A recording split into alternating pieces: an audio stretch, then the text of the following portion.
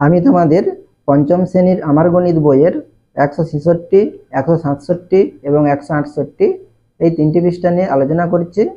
তোমরা যারা নতুন তোমরা অবশ্যই চ্যানেলটিকে সাবস্ক্রাইব করে নিও। এই পৃষ্ঠাগুলি থেকে তোমরা কি জানতে পারবে? সরল রেখা, বক্ররেখা এবং সমান্তরাল সরলরেখা কাকে বলে। ঠিক আছে, এর আগে তোমরা জেনে এসেছো কি রেখা কাকে বলে। তার রেখা কয় প্রকারের হয়? দুই প্রকারের হয়, সরল রেখা এবং কি বক্ররেখা। তাহলে সরল রেখা এবং বক্ররেখা কাকে বলে আমি একটু দেখিয়ে দিচ্ছি, তোমরা দেখে নাও। সরল রেখা কাকে বলে? যে রেখার উপর অবস্থিত এক বিন্দু থেকে অন্য বিন্দুতে যেতে কোনো দিক পরিবর্তন করতে হয় না, সেই রেখাকে সরল রেখা বলে। তাহলে এখানে দেখো আমি একটি রেখা টেনেছি, এই রেখাটাকে আমরা কি করতে পারি? উভয় দিকে কি করতে পারি? বাড়াতে পারি। তাই রেখা কি হয়? অনেকগুলো বিন্দু দ্বারা কি হয়? গঠিত হয়। অর্থাৎ রেখার উপরে অনেকগুলো কি আছে? বিন্দু আছে।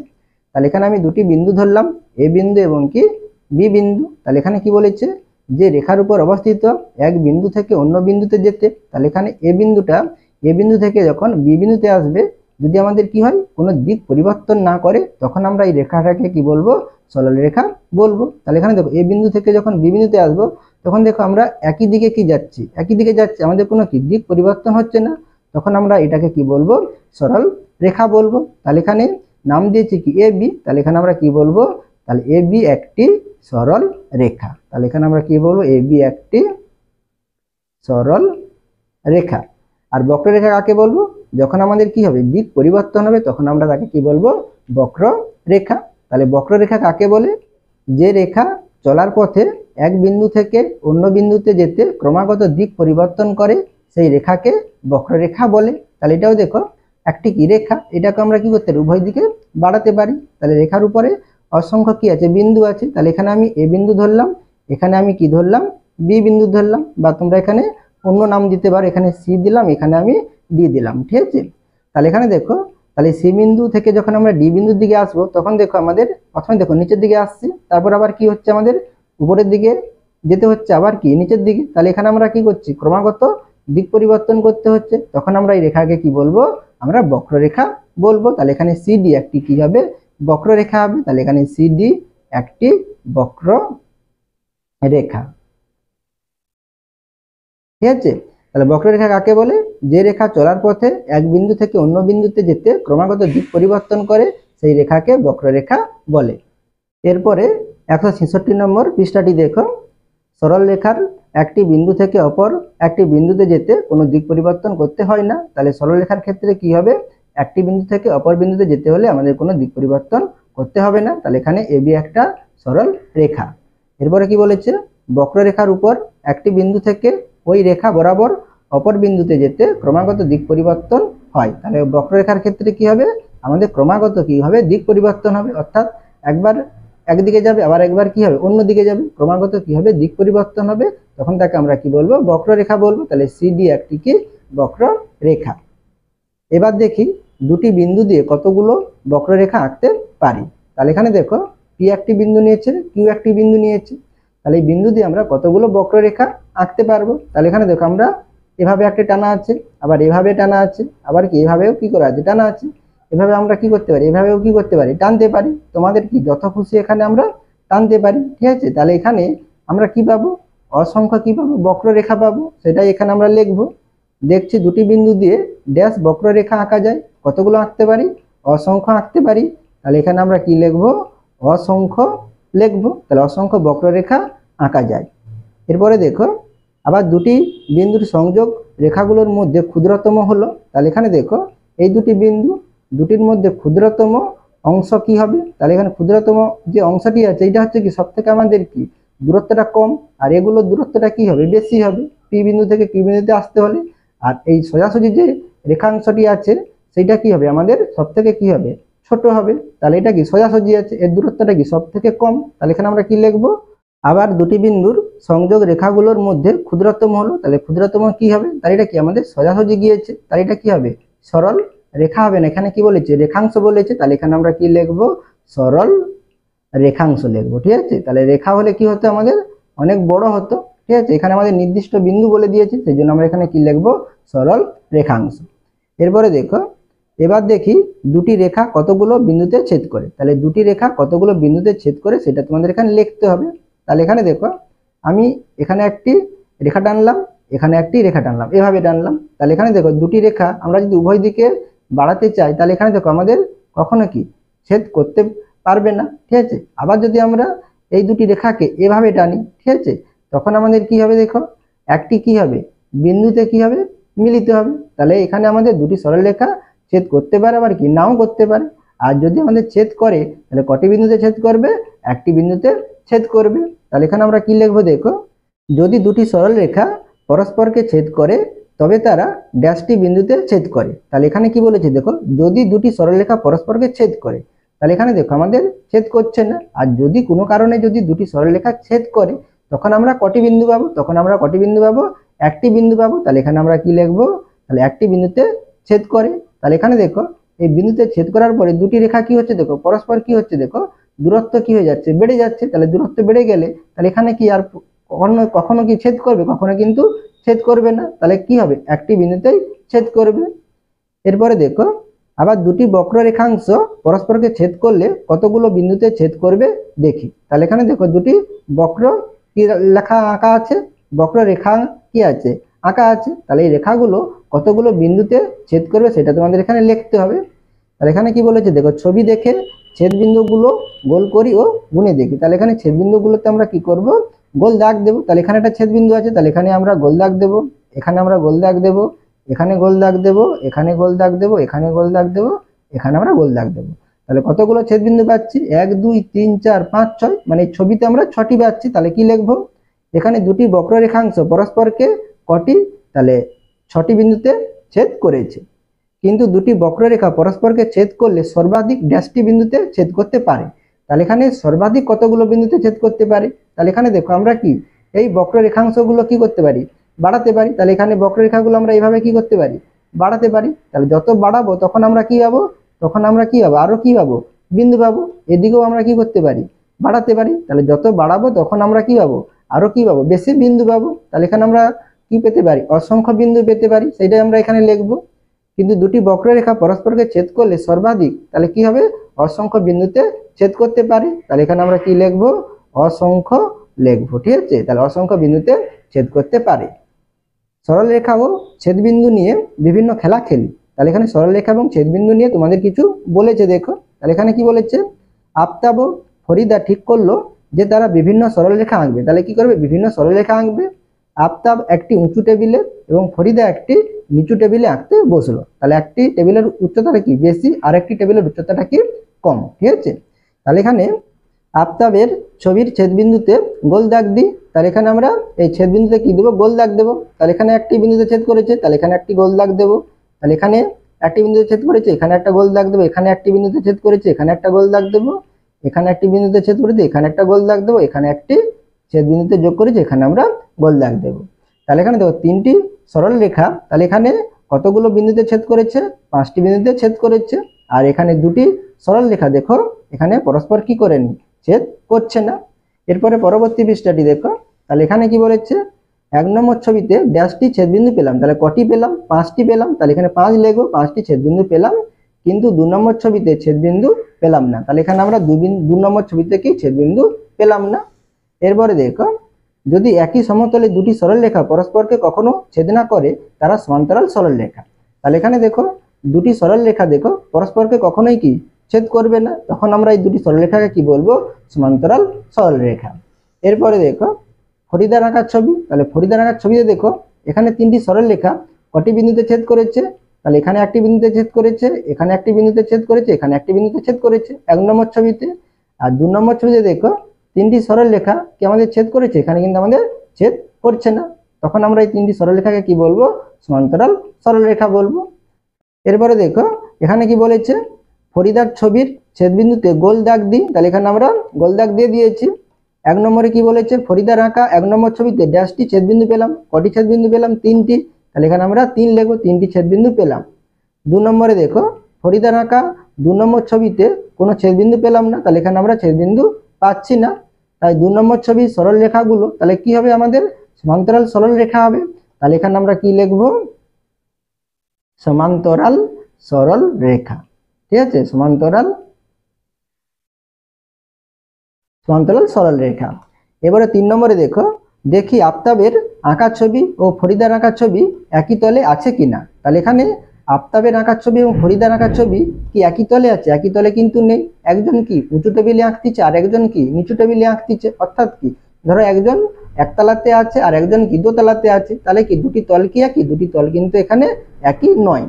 এবার কিন্তু আফতাবের ছবি একটি তলে আর ফরিদার ছবি অন্য তলে। তাহলে এখানে আফতাবের ছবি কি একটি তলে আছে আর ফরিদার ছবিটি কি অন্য একটি তলে আছে। আফতাবের 2 নম্বর ছবি দুটি সরলরেখা একই তলে। তাহলে এখানে কিন্তু যে দুটি সরলরেখা আছে আফতাবের, তাহলে এই দুটি সরলরেখা কিন্তু একই তলে আছে। আর এখানে যে 3টি সরলরেখা আছে, এই 3টি সরলরেখা একই তলে আছে। কিন্তু এখানে 3টি সরলরেখা আর এখানে দুটি সরলরেখা কিন্তু আমাদের একই তলে নেই। ঠিক আছে, তাহলে এখানে কি বলেছে আফতাবের 2 নম্বর ছবি দুটি সরলরেখা একই তলে আর ফরিদার 2 নম্বর ছবির 3টি সরলরেখা অন্য একটি তলে। তাহলে দুটি কি আছে? অন্য তলে আছে। কিন্তু আফতাব ও ফরিদার ছবিগুলো একই তলে নেই, কিন্তু দুটো ছবি কিন্তু একই তলে আমাদের নেই। তাই বলতে পারি কি, একই সমতলে অবস্থিত 2 বা তার বেশি সরলরেখা যদি তারা পরস্পর মিলিত না হয়, সেই সরলরেখাগুলো সমান্তরাল সরলরেখা। তাহলে এখানে কি বলেছে? একই সমতলে অবস্থিত 2 বা তার বেশি সরলরেখা। তাহলে এখানে আমাদের কি হতে হবে? একই সমতলে হতে হবে, অর্থাৎ একই তলে হতে হবে।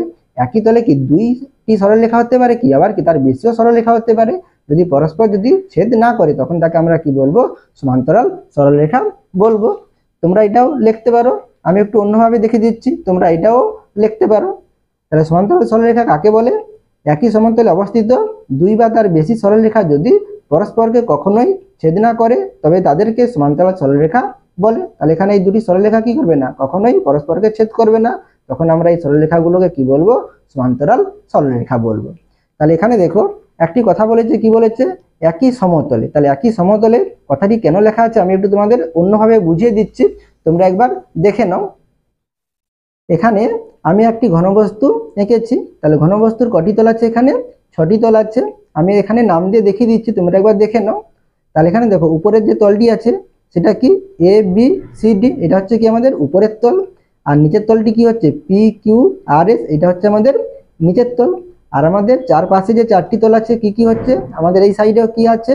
সি আর এস ডি, আর পিছনে কি আছে? এ পি এস ডি, আর এই সাইডে কি আছে? এ বি কিউ পি, আর সামনে যে তলটি আছে কি আছে? বি সি আর আর কিউ। তাহলে এখানে আমাদের 6টি তল আছে।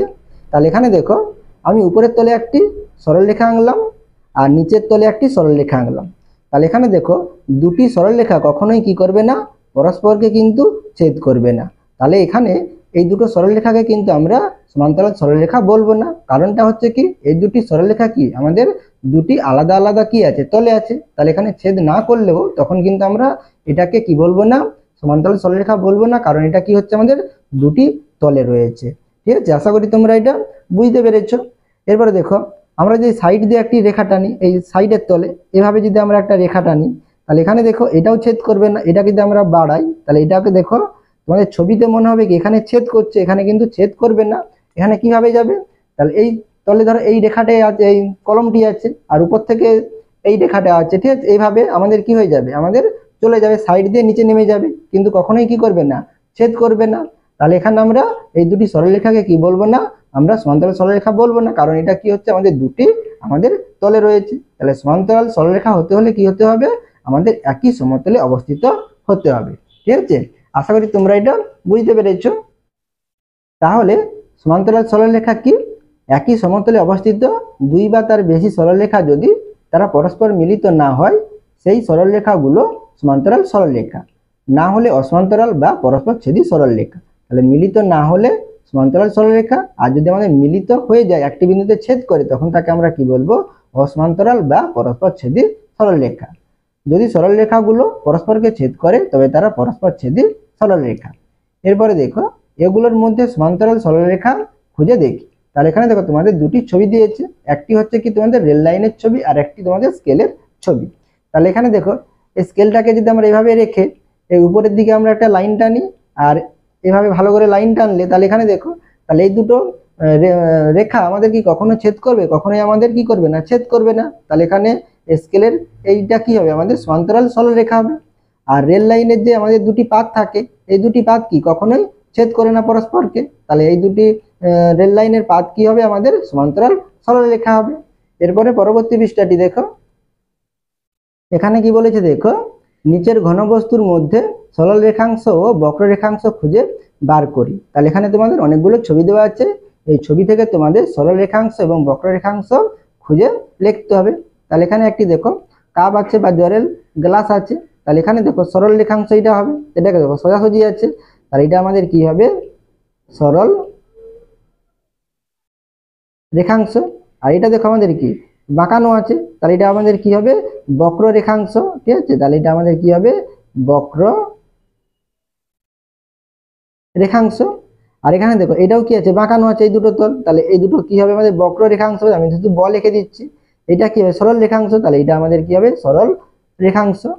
আর এখানে দেখো পেন্সিলের, তাহলে এইটা এইটা এইটা আমাদের কি হবে আমাদের সরল রেখাংশ হবে, তাহলে এখানে দন্তস লিখলাম।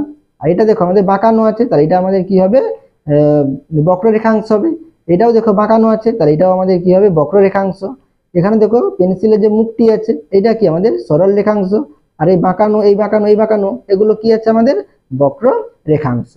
আর এখানে তোমাদের একটি দেখো চেয়ার আছে, চেয়ারে দেখো তাহলে এই রেখাগুলো আমরা কি পাচ্ছি সরল রেখাংশ পাচ্ছি, তাহলে এগুলো আমাদের কি হবে সরল রেখাংশ হবে। আর এখানে তোমাদের একটি ইটের ছবি দেওয়া আছে, তাহলে এগুলো আমাদের কি হবে সরল রেখাংশ হবে, তাহলে এখানে আমি দন্তস লিখে দিচ্ছি। আর এই বইয়ে দেখো, তাহলে বইয়ের এই সাইডগুলো যে 4 সাইড আছে এই সাইডগুলো কি হবে সরল রেখা হবে। আর এখানে যে বাঁকানো আছে তাহলে এগুলো আমাদের কি হবে বক্র রেখা হবে, তাহলে এখানে আমি ব লিখলাম। আর এখানে দেখো তোমাদের একটি পাথরের ছবি দেওয়া আছে, তাহলে এই পাথরের ছবিতে আমরা কি দেখতে পাচ্ছি বক্র রেখাংশ পাচ্ছি, তাহলে এখানে আমাদের বক্র রেখাংশ হবে। আর এখানে তোমাদের বক্র রেখা লেখা রয়েছে।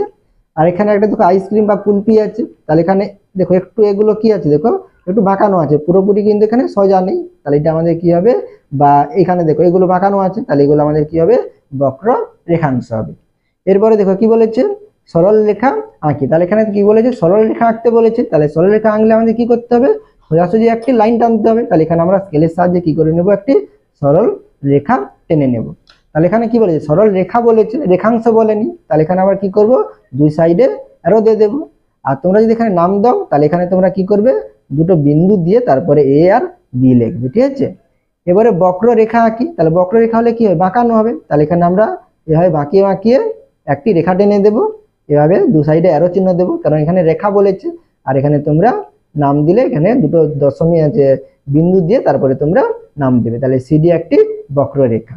এরপরে কি বলেছে দেখো সমবিন্দু 4টি সরলরেখা আঁকি, তাহলে সমবিন্দু কাকে বলে একাধিক সরলরেখা যখন একটি নির্দিষ্ট বিন্দুতে কি হয় মিলিত হয় তখন সেই বিন্দুটিকে আমরা কি বলি সমবিন্দু বলি, আর সরলরেখাগুলোকে আমরা কি বলি সমবিন্দু সরলরেখা বলি। তাহলে এখানে সমবিন্দু 4টি সরলরেখা আঁকি, তাহলে এখানে 4টি বলেছে, এখানে আমরা একাধিক আঁকবো না, তাহলে এখানে আমরা কি করবো 4টি রেখা আঁকবো, ঠিক আছে সরল রেখা। তাহলে এখানে আমরা এভাবে 4টি সরল রেখা এঁকে নেবো, ঠিক আছে, যেটা কি হবে একটি কি হবে নির্দিষ্ট বিন্দু দিয়ে আমাদের যাবে।